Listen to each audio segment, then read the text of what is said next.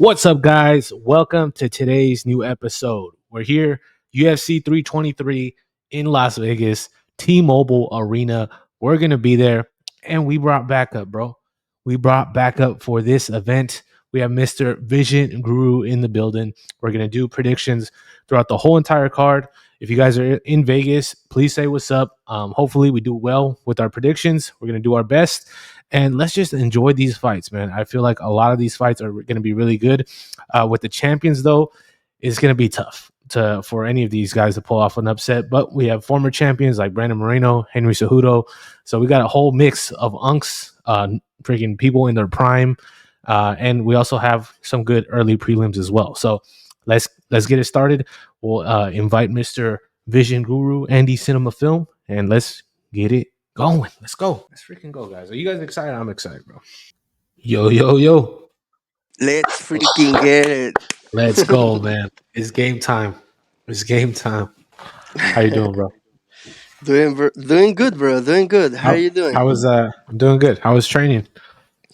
For first time in my life, learning leg locks, learning Yeah. how to engage leg locks, how to escape from them. I feel like very basic.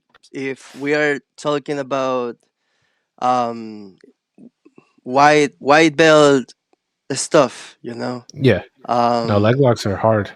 the first thing to go to my head was Walter Walker, dude. Just Walter Walker in my head. Yeah, we can start. I feel like the best way is just break down the card from to the bottom, and then we Yep. rise up to the top. So yeah, very interesting matchup. I feel like I don't know, man. I was expecting something more. Mm, I don't know, more basic, more. I don't know, but I feel like the fight between Myron Santos and Muhammad Naimov will be a Hmm. high volume fight, like high output. Okay. Probably will go to the distance. I have Myron Santos. With my dad, I feel like he was with Muhammad Naimov. He's very good, Mhm. bro. Don't take me wrong. I feel like can go to any side, bro. I feel like a lot of people likes Myron Santos, but Muhammad Naimov has good chin. He has good wrestling, dude. He fought. Let me check. He fought Offley. Offley is his name. Both of them have fought Both, Ofli. yeah, both Mhm. fought Canofli. Dude, Muhammad Naimov took a hard, clean punch for Ofli. I feel like any other fighter could get KO, but he took it a little bit wobble and then he recovered like very fast and continue. So to me, like that's why I'm pretty sure like we will not see here a KO, but we will see here probably a submission or poof, all down to a decision here probably. That's what I'm But it's thinking as well. hmm still Myron Santos. To me, I feel like he's younger. He's good with the hands. He's good. Um, yeah, just kind of like my favorite. I feel like the aura is in Myron Santos. Right. He's young. He's 25 years old. 4-fight win streak. I agree with you. I feel like if it's not a submission win, I think it's going to go to decision. And I feel like there's a lot of momentum going his way, and not taking away anything from Naimov, but he is 31 years old, so maybe the youth does play a factor in this fight. I'm very interested to be there. I'm gonna be there from the first fight, so this is great. I'm gonna see some high flying action. Hopefully, between these guys, I know these guys are gonna scrap. It's not gonna be an easy fight for either one of them, but so we have agreeing picks on this first one with Santos with the first fight. Then we have a very interesting fight because the odds in Yes. this one is like, all right, the referee gonna say like fight, and Sur Abdul Malik will murder Antonio Troncoli at the second 0.3. Dude, minus 1200, dude. Like I know Antonio Troncoli lost to Shara Bullet, I believe, but he didn't lose in the first round. Like I feel like he survived. Yeah, dude. A guy who doesn't have two eyes KO him in the third round, dude. And then he got submitted by Tresian Gore, dude. Yeah, that's the thing, dude. If you lose to Tresian Gore, you should retire from the sport. But, mm, Yeah, dude, Trey I don't, Sean. No offense, but I mean, if you're getting submitted by him, I mean, I feel like it does say a lot too, and it kind of reminds me of the Tebe Gutierrez fight, UFC 320. It's kind of like, he's kind of just feeding someone to a lion at the end of the day. What do you ju- think about like fights like that? dude, numbers. Tresian Gore lost to Rodolfo Vieira, and that it was a awful fight, dude. Like Rodolfo Vieira won that shit, but because I don't know, dude. Like it's very rare a draw, so somebody has to win, and they were like, okay, Rodolfo Vieira, let's do it, dude. Okay, Rodolfo Vieira won. And then you match it with Bo Nickel. I knew, dude, I knew Bo Nickel going to win that fight. It's a good comeback for him. And we hit it. Dude, we didn't talk about the last parlay. We just Oh failed yeah. on Gassiev, dude. I felt so bad. Put an eye on this thing because Mansour Abdul Malik, he trains in Extreme Couture under the hands of Eric Nixick. Right now, that gym is under the eye of the FBI because that gym has some fighters who rigged some fights. So, Okay. knowing that, you have to know are three fighters who trains in that gym. That gym is in Las Vegas, and we already talked about this. Like, it's not the fighters who are corrupted. It's their gyms who are, hey, dude, okay, the casino is bringing us this amount of money. We just gotta do this and that, and let's do it. So, Amsur Abdul Malik, Ivo Island, and Terence McKinney, all those three, they fight in Extreme Couture, and they have very suspicious fights. Um, Terence McKinney is the dog in this one.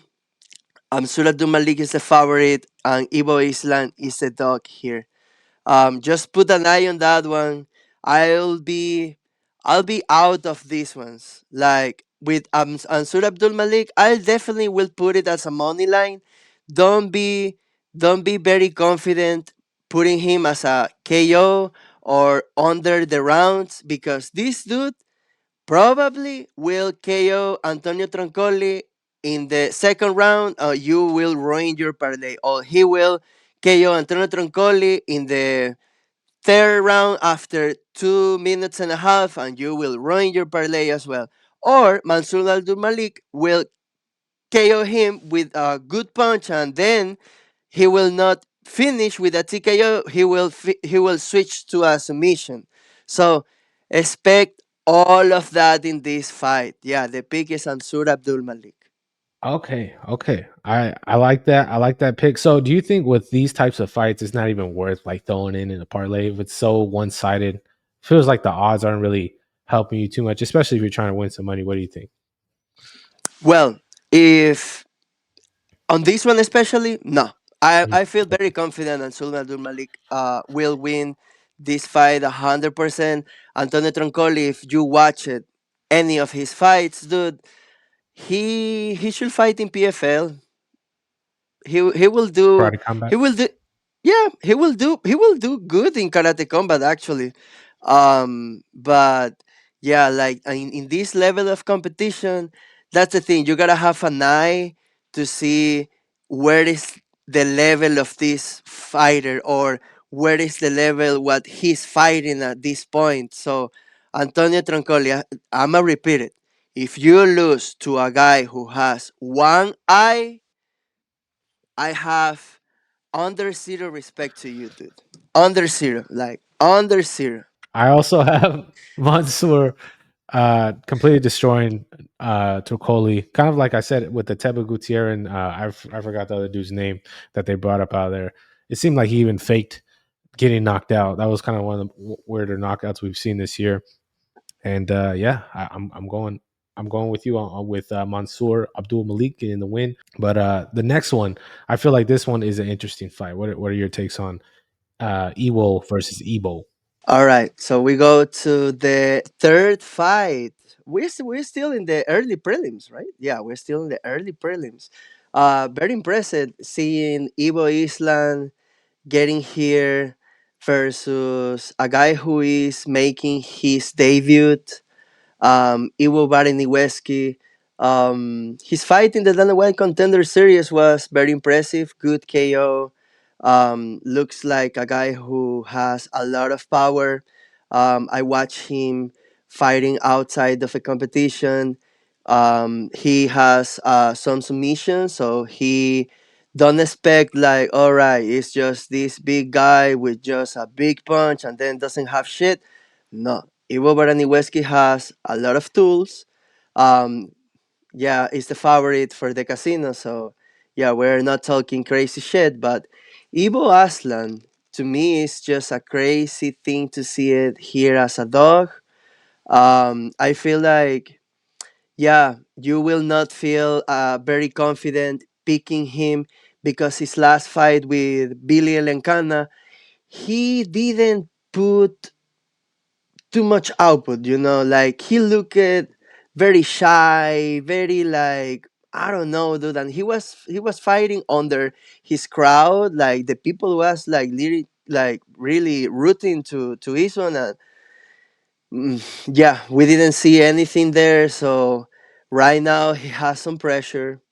um I don't know. I don't know. I don't know this one, dude. I don't feel very confident like the KO will happen in the first 2 minutes and a half.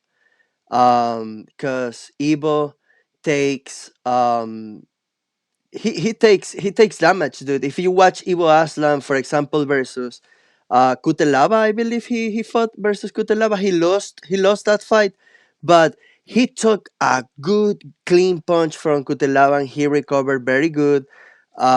He has good power, dude. He has heavy hands. It's just like he if he doesn't really finish his opponent with one punch and he has to like do just a finish output. um some opponents escape from that, especially the ones who can recover. And Ivo Braniweski looks like he's good defending, he's good fighting back foot. So yeah, my favorite here is Ivo Braniweski, and I don't see Ivo Aslan not good even as a dog option, because just as his last fight, and this one is not really different. We will see probably Ivo Aslan not losing this one by decision. We're probably gonna see Ivo Aslan getting KO. That's crazy. It's crazy going into a fight and probably like there's a good chance that one of these guys just like getting knocked out, which is wild. What I've seen, I've been watching some videos online from Iwo Barnawski. I don't even know how to pronounce a lot of these Polish guys' names, but I know he's had a lot of fights. I think he had a lot of fights in his amateur career as well. I Hmm. believe he had like around 12 ish around there. So he's experienced. I know this is his debut. So I think he's just going to adjust well. Just because of all the fight experience, like say if he was like 5-0 or like 4-0, maybe I'd be leaning towards Ebo for this one. But this guy's experienced and he's a favorite. So I mean, I think the odds makers kind of know what they're doing with most of these fights. So I'm also going with Iwo Badniweski. Kind of, I don't even know how you say his name, but I believe he's going to get the win. This next fight is going to be a very interesting one. We got the Unk Edson Barbosa versus Jalen Turner, who is returning from retirement at the age of 30 years old. What are we thinking here, Mr. Guru? It's a perfect introduction, man. Yeah, very tricky fight. Jalen Turner versus Edson Barbosa. My issue with Edson is his last fight. He has good. I mean, if his last three, he lost the last three. I don't want to talk something wrong, but I believe he lost the last three. Are we No, talking Turner? no, Edson Barbosa. So Oh, he won Barbosa. Yeah. to Yusuf. Was a good fight. He lost to Leron Murphy, but here's my point. When he lost to Leron Murphy, I feel like he got so much damage, especially in the round 4 than 5. There, I feel like the best of Edson Barboza got away in those 2 rounds with Leron Murphy. Because versus Drakkar Klose is another Edson Barboza, bro. It's a completely different fighter, bro. You gotta watch versus Leron Murphy and then watch the same Edson Barboza versus Drakkar Klose, two different fighters. I don't know if Edson has some issues cutting weight. I don't know because Edson Barbosa is very strict with his diet, with his lifestyle. He never missed weight. So I don't know. I just genuinely think like he has 39 years old. He got a lot of damage with Leron Murphy, and we saw versus Dakar close like, all right, the best of Edson Barbosa is not here. Same, I kind of feel it the same when I watched Tony Ferguson Justin versus Gaethje. Nate Diaz. Oh, Nate Diaz. Okay, I thought you Yeah, were gonna say well, Gaethje. Okay. it's because like in that time, um, Tony Ferguson losing a streak, very old, and then it's like, all right, but versus Nate Diaz is really like, damn man, anything then that like you watched it before from this fighter, it's not there. Anything. So same with Edson Barbosa. Wherever you saw from him in the past, it's not there, bro. Spinning kicks. He has look good calves, good, still fast. And here is my point. Jalen Turner. He retired in this year, right? He fought. I He fought. believe early or maybe late last year. I'm not 100% sure on that. I wanna be 100% because I feel like this guy, dude, he retired in this same year. Yeah, dude, he fought Ignacio Bahamondes in March of this year, and he retired. And right now, in the same year, he's coming back. So this to me is a big issue because the mental side of a fight to me is the 80% to have success in your performance. So Jalen, and you see a lot of that in how Jalen Turner loses his fights. He was beating Ignacio Bahamondes, dude.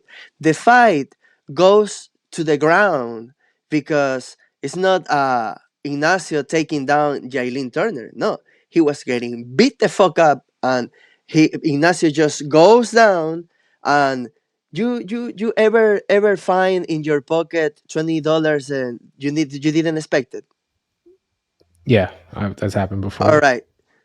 Ignacio Bahamondes has of those losing bills, dude. So he has like $20, what he didn't expect it, and he choked Jalen Turner, dude. He was losing that fight, but he choked Jalen Turner, dude. You saw how frustrated was him. Then he was like, "All right, dude, congratulations, I'm done." And Ignacio Bahamondes, it was like, "What?" Because I saw an interview Ignacio saying like, yeah, Jaylin Turner. They asked it like, hey Ignacio, what Jaylin Turner say to you when he came? He was like, dude, he retired in my face. Like he was like, dude, congratulations, I'm done with the sport. And I was like, no, no, dude, don't do that. You're still young. You are very good. This, you gotta just focus and keep training. You are invited to train with me. Like even Ignacio invited to Jaylin to train with him. And I saw so many interviews about Jaylin Turner. I mean, interviews of Jaylin talking about his coming back and talking about like he fought he found again his spirit to fight and blah blah blah blah. But dude,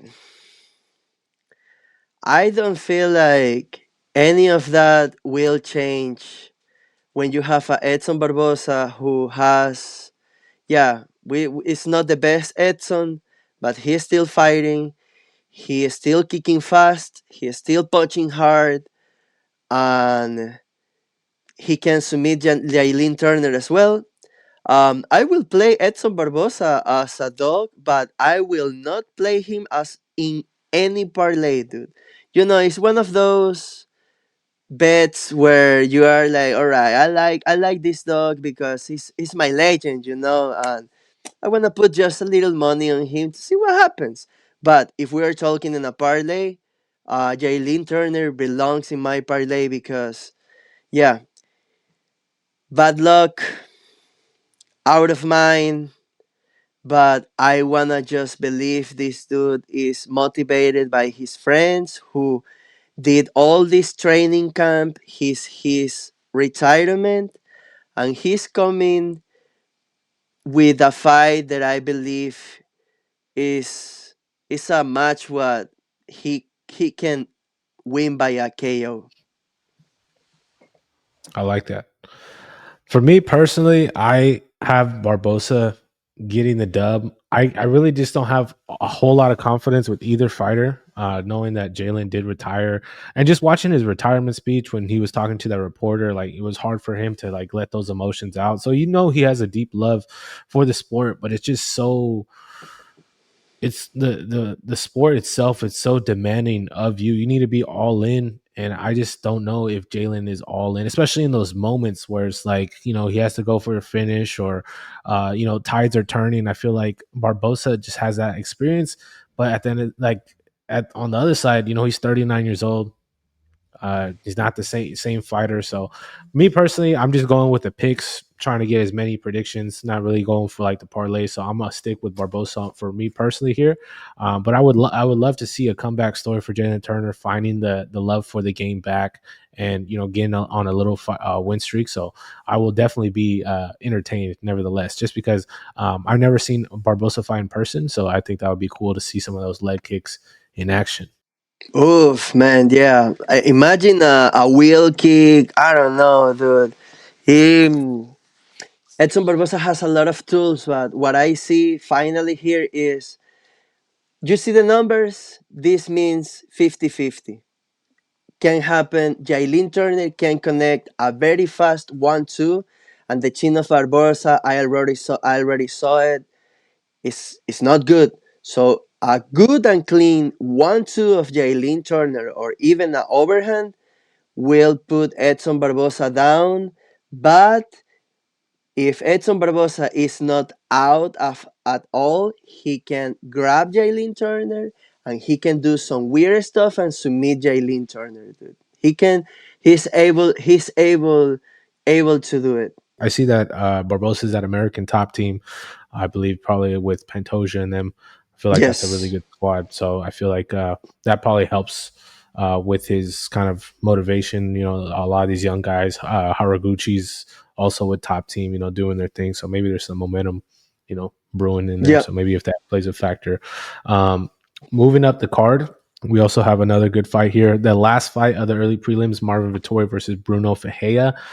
This one is also pretty close. I feel like this one is a little tougher to decide. Vittori has probably one of the best chins that we've seen. He hasn't been getting the dubs but a lot of his fights go to decision. What are you thinking about this matchup right here? I saw the betting site since the day zero, and the favorite it was Marvin Vettori by a little. The dog it was all the time Bruno Ferreira, but right now we are seeing them even. So my favorite is Marvin Vettori. I know Bruno Ferreira is a very powerful um, fighter, but Marvin Vettori has probably the best chin inside of the all UFC, dude. We saw him going to war with the best of the best, and I feel like they are throwing right now somebody outside, and I feel like Marvin Vettori can get this one by decision because this dude doesn't give me any confidence to pick him as KO or submission. So Marvin Vettori money line, um, Bruno Ferreira after round one. He doesn't give me any confidence to also seeing him as a good dog. Also, the reach is not in his advantage, and yeah, it's just too much good experience. Even when he's losing, Marvin Vittori, I feel like he gonna win on this one. Nice. Okay. I was back and forth. I was initially going to go with Vittori as well. then I started watching some of Bruno's fights, and you made a great point with that first round. Very explosive, kind of like a Henry Cejudo, bouncing back and forth in his stance, which I like. I for me personally, I just like seeing well-rounded fighters. His last two wins have been via armbar, so I don't see like Vittori being the type of person to tap. Honestly, I feel like he'd rather let his arm break. But we might, I don't know. I think maybe something like that can happen, where maybe Bruno has a submission and something breaks and the ref stops it. But if not, I feel like if the fight gets past the second round, it's leaning towards a decision, and maybe it leans Marvin's way. But I have Bruno getting like a win inside round, first two rounds. That's my assumption pick. Yeah, no, the fight. Marvin Vettori. What makes me confidence is the last fight with Brendan Allen. That fight aged very good because we know where is Brendan Allen right now, and that fight went to a decision. Um, the thing that I liked about that fight is it was bad blood between Marvin Vettori and Brendan Allen, and here is I will say the amateur side of Vettori to keep the fight standing, because I feel like in all the fight, Vettori didn't try a single takedown. He didn't try to mix it up, to try, just as Daniel Cormier says, and I feel like that's a golden rule. In your fights, especially in MMA, you gotta change levels all the time, because it's like you gotta as you're punching your opponent, he will get more slow thinking, and if you're combined, you will make him think more. So it's always good to change levels, and I feel it's just the bad blood, and Vettori got a little haunted. um but I see the win here with Bruno Ferreira. I feel even very confident if the fight goes to the ground. I feel like Vettori has the advantage. As I'm saying, he's bigger. Bruno Ferreira, even with his good striking, it will very hard to catch Vettori. Got it. Got it. I'm very excited for that one. That's ending off the prelims. Now we're gonna move up to this lightweight bout with Nazim Saidikov versus Fares Ziam. I'm kind of torn. I really don't know who's winning this fight. What do you think, Mr. Vision Guru? Let us know. Um, Here is another dog that I believe a lot of people will pick, Nassim Saidikov. But my favorite here is Farisiam. A lot of experience. He knows how to win. He just knows how to win, even if the fight goes to the distance. And I just see like Saidikov, if he's not able to connect him. Man, Faresiam is very long. He has the advantage on that. Very tall. So yeah, maybe he can catch Siam with a overhand. But I already saw Fares getting clean shots. He has good chin. Yeah, Fares Siam is my pick, man. I think you just convinced me to take Fares on this fight. I just think both these guys have a really good record. Um, from what I'm seeing right here, I've seen Nazim has a win over Terrence McKinney, who's fighting later on this card via rear naked choke. That was a few years ago, but um, it's it's interesting just because some of these guys like Fares, they're lengthy, a little bit more tricky to get good strikes on. So I'm Mm-hmm. interested to see how these fights are going to go with these taller, lengthier, trickier type of fighters. So I'll go with Fares on this fight. Let's go. Now we have our first women's fight on the card: Macy Barber versus Karine Silva. I think you mentioned on your video that Macy Barber was dealing with some seizures with their last fight. That's why it was canceled. Um, do you think she's back and ready to go? That's why I don't feel very confident picking Macy Barber. Um, Karin Silva, fighting nerds. Um, Yeah, that's my thing, bro. If Macy Barber comes to this fight and she's healthy, just like that, she's healthy, she doesn't have any issues, he can beat Karine Silva. Definitely. You saw Karine Silva fighting Dione Silva, I believe it was his last fight. Dione Barbosa. He was fighting to that girl, and that girl has good striking. Took a long time to Silva realize, okay, I have the advantage on the ground. But when Silva realized, like, all right, I just gotta defend the takedowns, the fight started to get more and more close. So that fight went to the decision, and I feel like Macy Barber is very good, bro. She got has good hands, good clinch. He was just about to fight Erin Blanchfield, and if we take here out Macy Barber and we put here Erin Blanchfield, she will murder Karin Silva. So I feel like here is just a favorable matchup for Macy Barber. She is the favorite for the casino. I'm very impressed. I thought Karina Silva will be the favorite because she's good, bro. Like actually good. She has good submissions. Um, yeah. Then if Macy Barber has some healthy issues, Karina Silva will win this fight. But if Macy Barber is all good, he should run this girl out. We'll definitely keep an eye out. I've been watching lots of interviews from fighters this week. I just have not tuned into a Macy Barber interview yet, but hopefully she is ready to go and healthy. And I feel like, yeah, if she's healthy, ready to go, Macy Barber, I'm thinking decision. What do you think? I feel like Macy Barber definitely decision, or she can TKO Karin Silva. Macy Barber is very good in the clinch, bro. Very dear in the clinch. Okay, I'll keep my eye out for that. So TKO decision, Macy Barber for the win. Now, this one, I'm hearing some controversial takes on this one.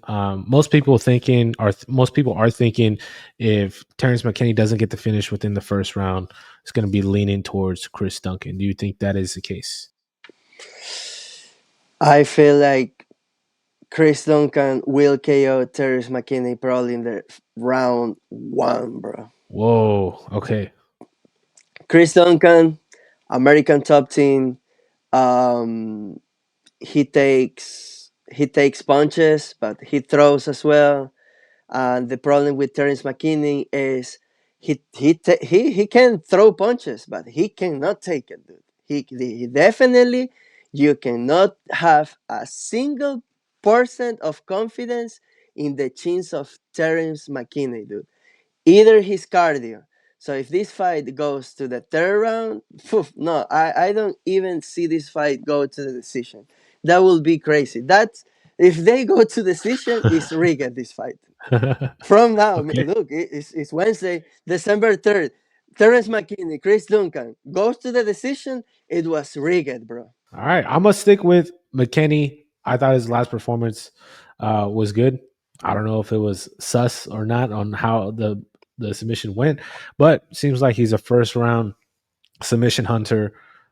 That's I'm just gonna go with the first round submission. Not gonna think too much of it. If it does go out to the second, if the third, very interested to see how that plays out and how the momentum changes throughout the fight and see how the crowd gets involved. Because if us, the ones making the picks think that Terrence McKinney is the most dangerous in the first round, I wonder what Chris Duncan and his team are prepping for that first round. Very interested to see how they do. In the betting side, I will play Chris Duncan, double chance, TKO or submission. He can submit Terence McKinney as well. Between Terence McKinney and Chris Duncan is bad blood, bro. I Okay, already why is that? watched an interview of Chris Duncan. He already was calling to fight Terence McKinney, and for some reason, the matchups they weren't make it. But here we are, Terence McKinney versus Chris Duncan. They have they have hungry each other, dude. All right, that makes it an even more interesting fight with that type of energy going into it. I mean, Chris Duncan looks crazy, man. I would not want to have any problems with that guy for sure. So we'll see. We'll see how that goes. All right, moving up. Next fight, another lightweight bout. We have Grant Dawson versus Manuel Torres. Um, I think Torres is the underdog for this fight. I think a lot of people are thinking Dawson is going to get a win here. What is your take? I feel like people are confident with Grant Dawson because Manuel Torres has fights of 1 round. We didn't see him going to 3 rounds. We didn't see him getting down to the ground and nothing, dude. Manuel Torres takes just one punch to KO, and Grant Dawson. We already, we already have a clip of Bobby Green KO him very easy, bro. So I feel like Manuel Torres punch. I don't know, dude. Like 800% harder than Bobby Green, bro.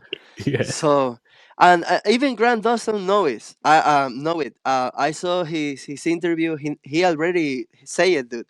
I know the guy that I'm fighting. If he connects me, I'ma just wake up in the hospital knowing I got KO. So Wow, he said that before the fight. yeah, That is very interesting. so it's a plan here. The plan of Grant Dawson is definitely take the Manuel Torres to the ground, and Manuel Torres is already ready for that. He said like, all right, people probably don't trust on me because they didn't saw that part of me, but they will get surprised. I feel like Manuel Torres is a good fighter, bro.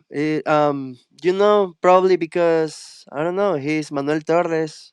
He's from Mexico, and people will not believe this guy can finish Grand Awesome. But I see from American top team just winning Chris Duncan. I have here my dog Manuel El Loco Torres. Local. I'm also going to local.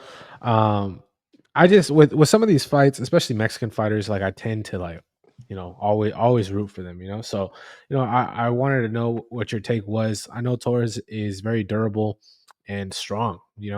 Especially I mean that fight with Drew Dober got a little messy. But that fight with Bahamondes, I feel like definitely shot. I think that wasn't at the Sphere, correct? Or was that at the Sphere?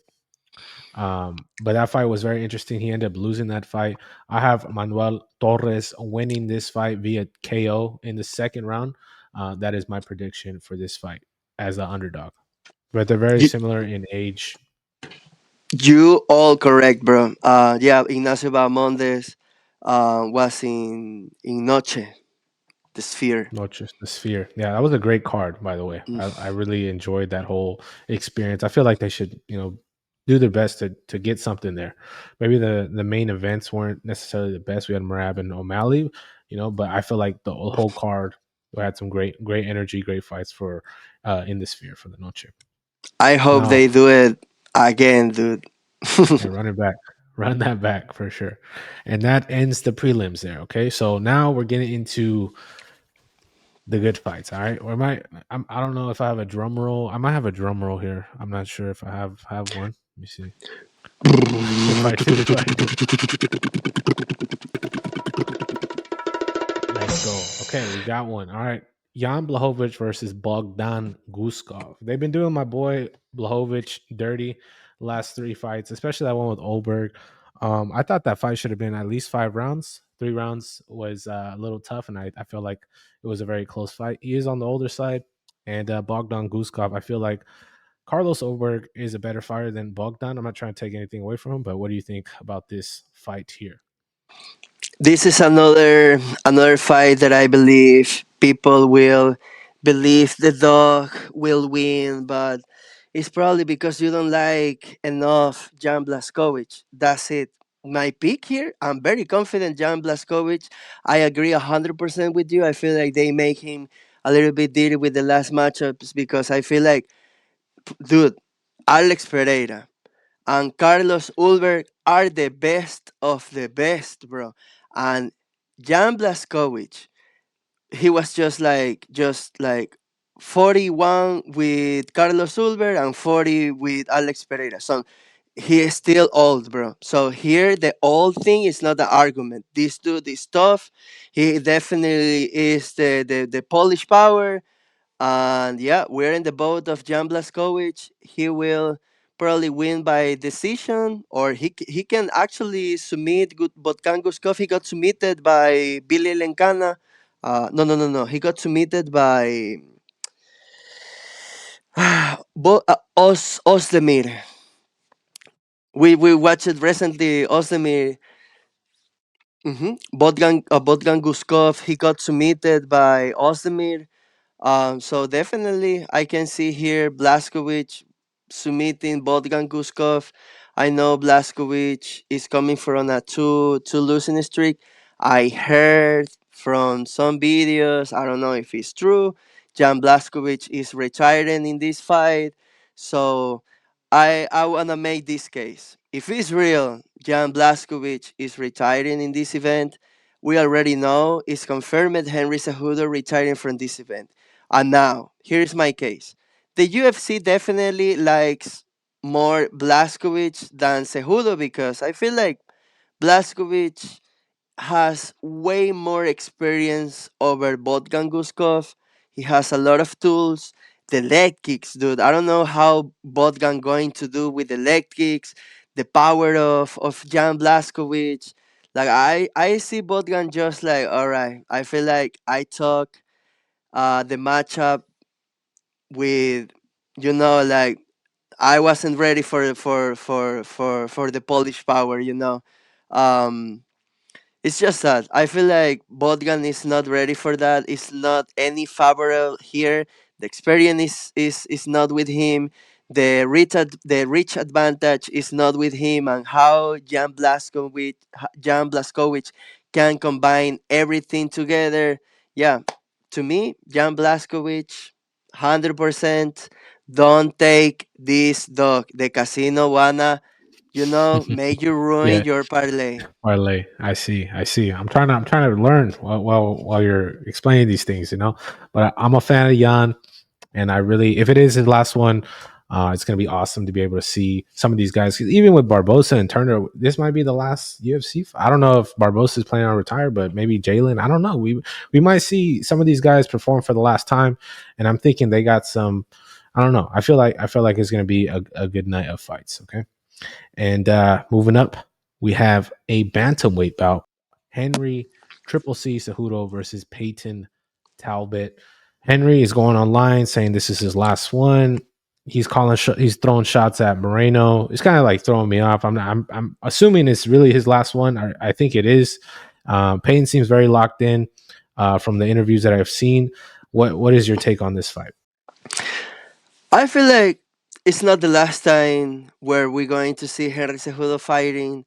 I feel like this dude will still, around. He has some options. He has to follow, dude. Cringe, weird, wherever you want, but the guy has some crowd. He has some fans. He has his YouTube channel. He has his gym. He trains other fighters, so definitely is a lot of future for Henry Cejudo outside of the UFC.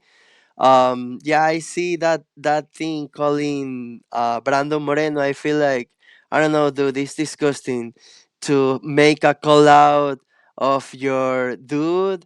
Like, you were just training mates, and like, why this beef? Like, what is the need? It's not even a need to that. We don't need that. Nobody was asking for Henry Cejudo versus Brandon Moreno. The world can continue without that fight, bro. But yeah, Henry Cejudo, Peyton Talbot, dude. Yeah, the UFC hates Henry Cejudo, and Peyton Talbot will KO Cejudo in the round 1 or 2. And if that happens, Henry Cejudo is a great athlete. I have a lot of respect for the legacy of Cejudo because He became a double champion in the UFC. He became the first Olympic champion to also achieve a belt in the UFC. Like um, not any not any Olympian boxer, Olympian Greco wrestling, they can come to the MMA and become a double champion. A lot of respect for that for Henry. I just feel like um, a lot of fighters. You just name it, BJ Penn. The legacy of BJ Penn is blurry for the new generation of UFC fans because they will probably listen just more how BJ Penn lost and how the noise of BJ Penn outside of the UFC is just like very very bad. But Henry Cejudo the same, dude. Like, he could retire off the sport and stick with that because he retired at the top. But he came back, bro. And he came back just to do the same of VJ Penn, like blurry your legacy, dude, because it's like how many times lost Henry Cejudo since he's coming back. Aljamain Sterling, Merab Debalishvili whoop his ass, and Son Yadon, he could finish the fight, but he got a poke in the eye. He couldn't continue. I'm 100% with Henry Cejudo with the eye poke, but he got the L. And Peyton is younger, hungrier than ever, bro, because he already knows he has the opportunity of his life to do a very long jump from being non-ranked to become top 10 of the division. So that's a lot of motivation, bro. A lot that also comes with money, sponsors, and all of that in a young guy like Peyton who doesn't have a wife, kids. He just has himself, his dreams. So I feel like Peyton will KO Henry, dude. I know a lot of people will make the case of, oh, but he lost to a very experimented fighter like Barcelos. uh, Peyton already bring an interview that I'm very happy because it's 100% true. He didn't prepare for Barcelos because he didn't prepare. He couldn't just get his training because he was in other things. So he respect the fighting business. He understood, and we saw it against Lima. You know, Lima had the plan of wrestle Peyton because same as every single person says like, okay, all right, Peyton got exposed. He has a hole in his wrestling and his ground game, so all that I gotta do is take him down. All right. So what happened when Lima take down Peyton? Peyton was like, all right, huh? All right. So I'ma just go over you. I'ma mount you. I'ma punch you. I'ma clinch you. I'ma strike you.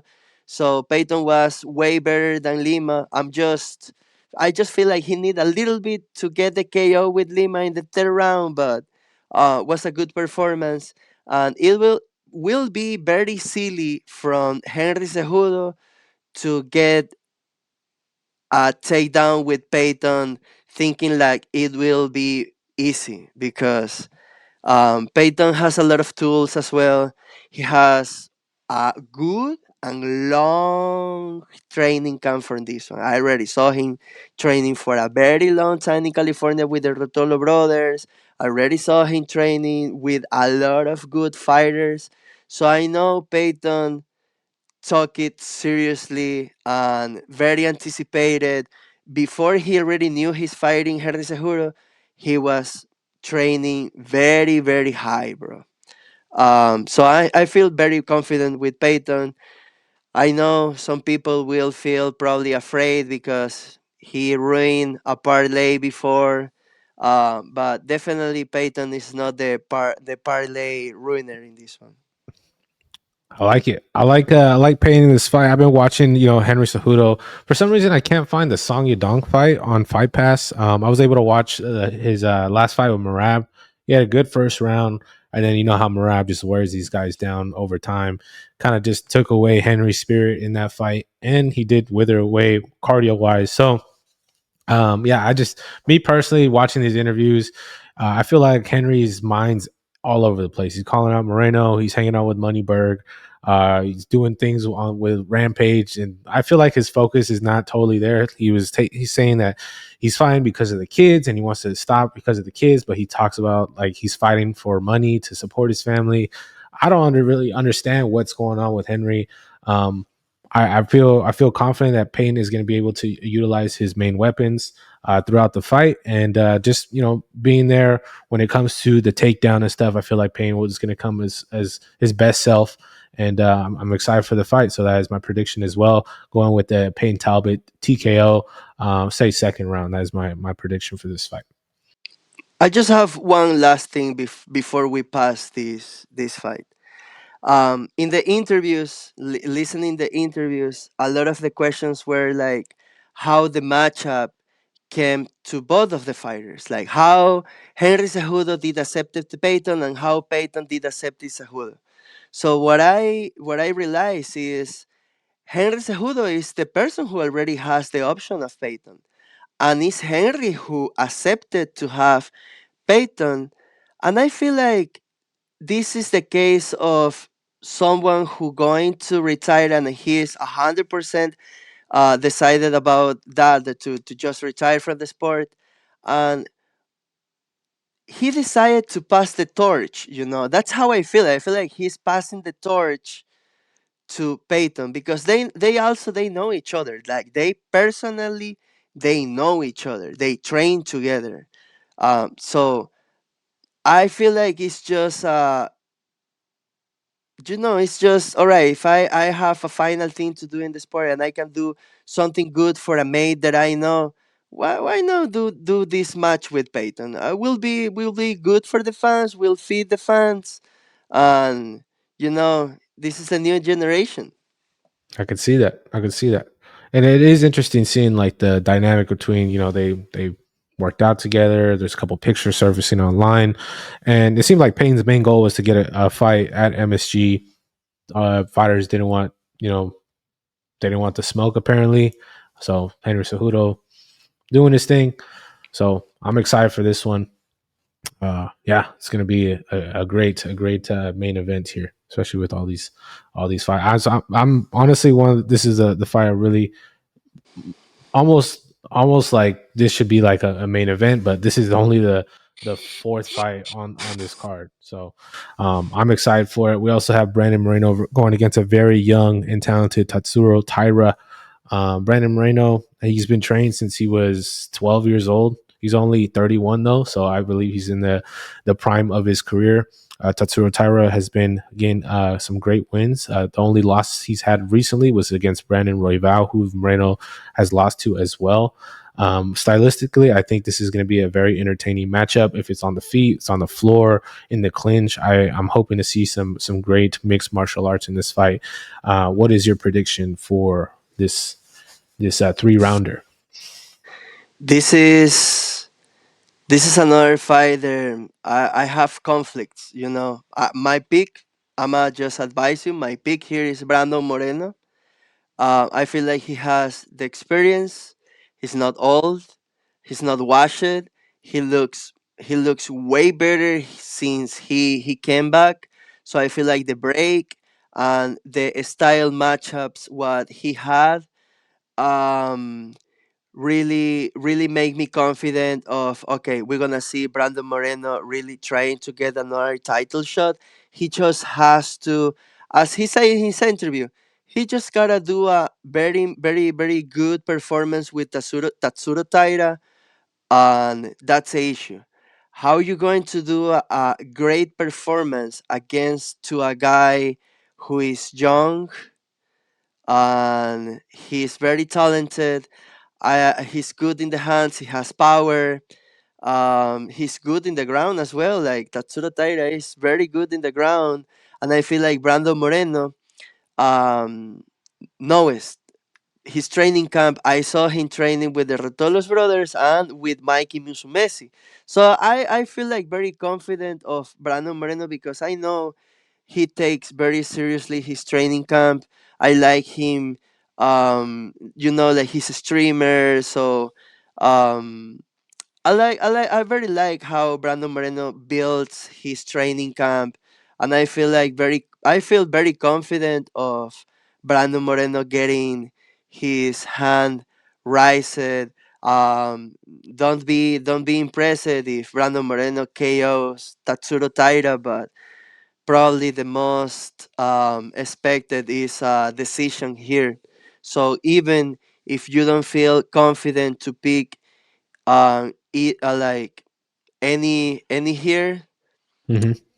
definitely over the rounds. I feel a hundred I think percent I think confident so here. too. I think so too. Do you feel like it's going to lean more towards like a Usyk type of fight, where it's like more strategy, like chess type of fight, or like a Albazi? I know the Albazi. I think both of those were 5 rounders, so it's going to be a little different. But I feel like Moreno was more aggressive stylistically against Albazi than Usyk. Yeah, no, and both of them they have good power, bro. Albasi has heavy hands, bro, and Ersek as well, bro. He has a couple KOs. So I don't know if Brandon Moreno ever KO in the sport. TKO Figueredo is more a doctor stoppage. Kai Kara France, he KO Kai Kara France, he KO Brandon Roybal. Um, That was also an injury as well, I believe. mm-hmm, That's when he popped out a shoulder or mm-hmm. something like that. Okay. Yeah, So Brandon Moreno doesn't really necessarily have knockout power, and I think he knows that. So he has to use what he has. You know, he's definitely had build him. knockdowns with high kicks. So he definitely has to use that type of Max Holloway type of fighting. I think I know Max Holloway knocked out Gaethje, but like using those light hands to add a volume throughout the fight. And I think both of these guys, if they bring the best version of themselves, there's no way that this fight's not going to be entertaining. And I think that's what the UFC really values at the end of the day, bringing the fans, bringing the fights in kind of in an entertaining way. So I think that's the most important thing for Brandon Moreno in his career. Make sure it's a good fight, it's an entertaining fight, and may the best man win. You know. So my prediction: Brandon Moreno decision. That is my prediction there. My pick, Brandon Moreno, and over the rounds. Got it. Got it. Well, we shall see. We shall see. Another flyweight bout with some young talent coming over here to try to test the waters of Alessandre Pantoja. Joshua Van, super tight fight with Brandon Royval, razor thin. Maybe that knockdown at the end secured the win for Van. Could potentially be the second youngest champion in the UFC behind John Jones if he gets the win. I feel like Joshua Van's main weapons are his hands, that boxing, that power that he has. Joshua Van has been put out before though against Charles Johnson, if I'm not mistaken. But he has been in some wars. I like that fight with Joshua Van and Kevin Borjas. I feel like that was a good comeback win from him. What are we thinking here for this fight? Before start the fight week, I was very confident in Alexander Pantoja. Very confident. Like I was trying to make scenarios for Joshua Van, but Pantoja, I already saw him fighting. Like Joshua Van is he has fast hands, he has power, but dude, Alexander Pantoja already fought a guy with high volume like Brandon Moreno. He fought dude Kaya Sakura. He submitted Kaya Sakura, but Kaya Sakura was a good striker, bro. He has good kicks. Brandon Roybal as well, another good striker. We saw Joshua Ban and him going to a war. I feel like that fight, if I'm not wrong, Joshua Ban fought Brandon Roybal with 2 days notice. Was yeah, it was definitely a short notice fight. I didn't know it was 2 days, but that's insane. Yeah, it was a very short notice fight, and he did what he did to Brandon Roybal. So definitely Joshua Van is a dog. He has a good chin. My issue with him, and only reason I don't feel confident on him is the ground game. I feel like Pantoja can just take him down, and I see a submission probably very very fast, bro. I feel like we are not giving the respect to Pantoja because it's Pantoja. He's not. He doesn't have that follow, but Joshua Van he has that follow. So getting closer to the fight, you will start to feel like, oh man, I'm ruining my parlay. It's about to happen. The upset of the night, and we're gonna have a new champion. Man, I feel like Joshua Van is just too young for this one, and this is not the end of Joshua Van. It's just a curve. And then go to the up. No learning curve for Joshua Van, because yeah, he probably will get exposed with the ground game. I feel very confident Pantoja will not try to strike with him. He will try to clinch, to take him down, same as we saw it with Brandon Moreno. I feel like Brandon Moreno was catching him in the striking. So when Pantoja realized about that, all right, dude, I'm gonna take you down. And that's why I feel like I don't feel 100% secure with Brandon Moreno um do, with Tatsuro Tires, because like, all right, so I'm just putting my faith in his training camp to have success with Tatsuro Taira that I already know he's good in the ground. So that's why my Well, I just wanted to mention, since you reminded me with Moreno, he's had two fights fall through already. So I feel like he's in really good shape for Taita. He mentioned that in the interview that he was preparing to fight twice this year, and there's been a long layoff, but he's been training this whole time. So there has been a break since that Albazi fight, but I feel like that's going to play a lot in his confidence going into that fight. yeah, my pick is Brandon Moreno, but here in Alexandre Pantoja, I will not get distracted with the media and all the hype and all the push what they are putting in Joshua Van. I feel like it's just the casino will make a lot of money with whoever is putting money on Joshua Van. It's not a bad dog. I will play Joshua Van, but to the side, not combine it with anything, just little money on Joshua Van. But my pick in parlays is Alexander Pantoja. For sure. And that's what I'm going with as well.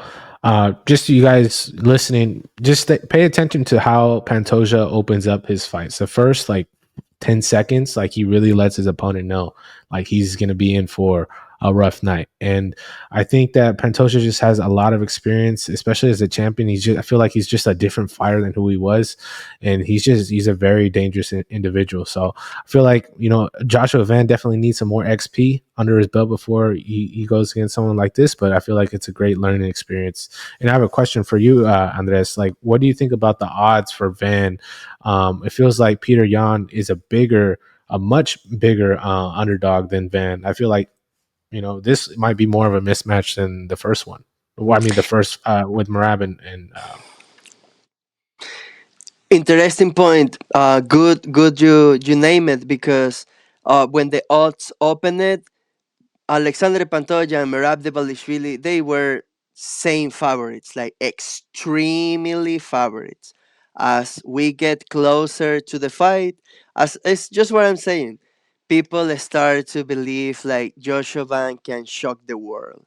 But you gotta just believe in our current champions, because yeah, Alexander Pantoja will just submit Joshua Van, and Joshua will need to go Dagestan 2 3 years and forget about it.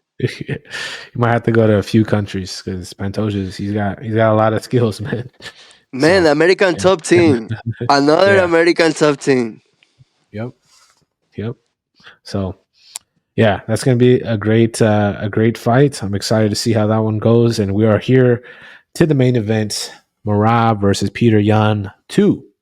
It is their second time meeting up, and man, this is Marab's fourth fight this year, which is insane to even say.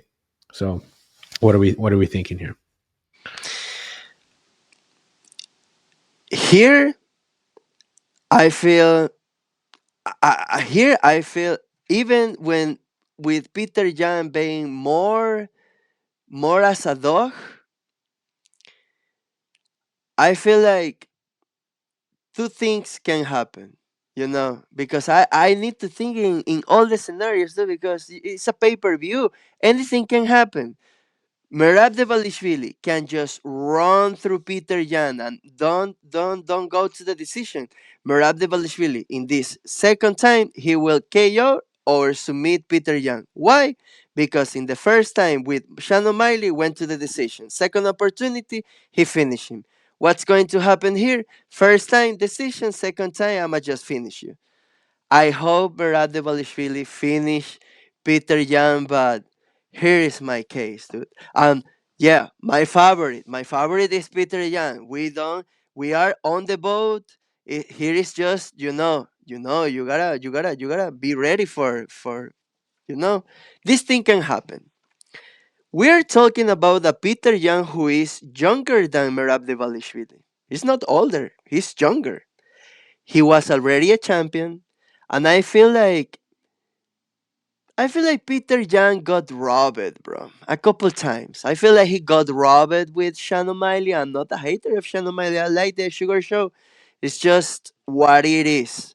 I feel like Peter Yan was doing more than Shannon Miley on the striking and on the ground, bro. So, all right. Then weird stuff with Aljamain Sterling. Weird stuff with Peter Jan. He gets away from the sport. He takes a time. He comes back, and he's let's see how many wins he has. Okay, he beat Son Yadong. He beat Figueredo, and here is my thing, dude. He beat Marcus McGee, who was at that point he was looking like, all right, he's the prospect. This is a new prospect. And dude, he beat the ass of Marcus McGee, dude. So my issue with Merab for this one is, dude, you are fighting 4 times in a year. Yeah, we saw Alex Pereira doing that shit, but Alex Pereira takes one punch and 5 seconds to finish a fight. Merab needs 5 rounds to finish a fight. So it's 5 rounds in 3 fights. Okay, yeah, no, he didn't went to decision with Shannon Miley, but dude, this Shannon Miley, he took some punches. And if you saw the fight with Umar, he got some punches, long fight, 5 minutes. Umar is tough as hell. And then with Cory Sanhagen, if you watched that fight, Cory was just about to get Merab. If you give him 1 minute more, he probably will shock the world, getting KO Merab, dude. But I was I was hoping for it. I mean, he did almost get put out though. I believe in that second or third round, also, Marab. yeah, Um, also, he put the hands on Corey. I was very worried. I was very surprised that the fight continued, and it was a very intense moment throughout that fight. But I mean, yeah, there's still a possibility. A fight's a fight. Marab's human at the end of the day. He could get clipped, and Jan does have that power to do so. So count that out. yeah, if you watch the fight of Merab Devalishvili and Peter Yan won, was a close fight. Peter Yan has the advantage on the striking. He was close, bro. I feel like the issue with Peter Yan on that one, same, bad blood. They really didn't. At least Peter Yan, he really didn't like Merab, and I feel like that is his mistake because he got a little bit, he was not focused. But if he had the respect what he has right now and the focus what he has right now, I don't see a easy fight for Merab on this one because, as I'm saying, dude, um, three fights and with three good fighters, because Umar, Sean O'Malley, and Cory Sanhagen, that's not easy, dude. So I will give a chance to Peter Young. So something on the side, maybe Something separate, on the side. something on the Something on the side. side. Just a You little can something you on the can you side. Okay. you can do the crazy $5. $5 in a parlay of Joshua Van and Peter Young and call it crazy the world, dude. Psh, shocking the world parlay, dude. That's it. Have you ever had a parlay like that and it's actually hit No, I never do parlays with with dogs. I just go with dogs, but just single, just just the I see. Hmm. yeah, Okay. just one. But maybe this will be the first time that I'll be combining my best dogs. I feel like my best dog is Brandon Moreno. He's a dog. I'm very impressed, but he's a dog. I feel like a good dog is Bogdan Guskov because yeah, you can make the argument he's young and he's young and then you have Manuel Torres Yeah. who has the KO power, so definitely he's a threat. Another good dog is Karim Silva because you have the argument of you don't know about Macy Barber. What's going on?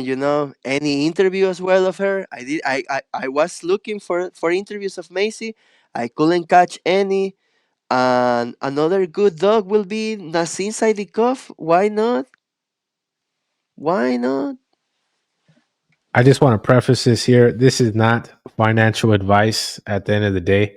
If you guys are betting or placing parlays, just letting you guys know this is not like bet the house, you're gonna get rich. This is us making our, a best assumption on how these fights are gonna play out. Just want to make that very clear. Yeah, I never break down how I do my bets, but I already say it before. I don't bet more than $45 and I spread those 45. It's not like 45 in this guy and let's get it. No. 45 and I take from those 45, I will take 25 to spread in 25 $1 parlays. Proop, proop, spread. Spreading parlays of 12 picks, 6 picks, 8 picks. Dude, with $1, you will make $100 here, 1200 there, 600 there. You can go crazy and do a long, or you can just go this one long, this one short, this one long, here and that. And as I'm saying, it's just $1 what you are just spreading in over the rounds. In this one, that I don't feel sure between Marvin Vettori and Bruno Ferreira, dude, they probably will go to decision. But you put over the rounds. You weren't married with Marvin Vettori, or you weren't married with Bruno Ferreira. You are married with over the rounds. Pass the over the rounds, you are a winner, bro. Same with Nassim Saidikov and Faresian. Faresian is another big winner by decisions. So if you don't feel confident with Faresian, go over the rounds. Over 1.5 will not cash a lot of money, but combining in a long parlay, you are making a just like the very secure parlay. You are not making the crazy moves. You are not risking all in one fighter. And then my other 20s, I spread it in. I'ma do two parlays in $5 and one $10. And that's how I just use like $45 where you probably will spend going out to eat something, um, going out to watch a movie, getting out your girl, doing some groceries. No, dude. If you do groceries, you will spend poof way more money. No, but yeah, $45. Don't get crazy. Don't bet more. Another thing that I will never recommend a person is, dude, do your parlays, your bets before the event start because pays more. Then never start to make parlays and start to bet when the event is going on and you already lost all your parlays. Don't do it that. You will just feed the casino with your money. Don't do that. If you lose, you lose. You're a loser. If you win, you win. You're a winner. You make some money. I like that. I like that. Exactly. Some people have some issues to take the L. So with betting and this thing, dude, just take the L and just you will have another opportunity the next weekend. You can come back to the video. You can this time listen to us and take it seriously, and you will make some money. I like it. So this is the last event of the year. This is the last event before we hop on Paramount. Then we're gonna have a 6 week break, man. Oh Break, no man. fight. So I don't know what we're gonna do. You know, on the weekends, we're huge fans of this mixed martial art, the UFC, the entertainment from it, and I hope you guys enjoyed this episode. This is just us breaking down the cards, us doing our best out here, and I hope you guys enjoyed today's episode. Just want to say shout out to the Vision Guru MMA. Check them out on Instagram as well. Links will be in the bio. We'll be rooting for Payton, be rooting for these guys out here. I'm very excited to see Brandon Moreno fight, to see Payne Talbot fight. This is a great sport, and I'm excited for it. So, like I said, subscribe to the channels. Comment down below your picks as well. I'm gonna try to have this posted early so you guys can go check it out. And thank you yet again. Stay tuned for the next one. It's gonna be a minute before we start getting those Paramount cards, but just let's enjoy it while it's here. You know what I mean? Let's do it. Peace.